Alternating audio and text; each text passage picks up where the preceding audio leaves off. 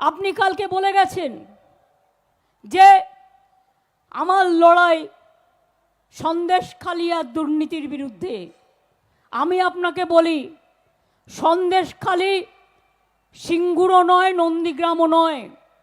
কিছু ঘটনা লোকালি ঘটেছে, তাদের সবাইকে গ্রেপ্তার করা হয়েছে, আমাদের পুলিশই গ্রেপ্তার করেছে, এবং তাদের যেটুকু জায়গা জমির প্রবলেম ছিল আমরা সব ফিরিয়ে দিয়েছি। আমরা কোনো রকম মানুষের সাথে অবিচার করতে দিই না। আর তোমরা জবাব দাও, হাতরাসে যে মেয়েদের পুড়িয়ে হত্যা করা হয়েছে, নরেন্দ্র মোদী কবার গেছো? কবার তোমার পার্টি গেছে? কবার বিচার করেছো? বিলকিসকে পুড়িয়ে মেরেছো, কবার বিচার করেছো?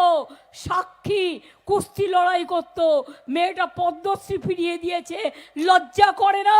গুজরাটে দাঙ্গা করে কত লোক মেরেছো, আসামে এনআরসি নিয়ে কে নিয়ে কত লোক মেরেছো।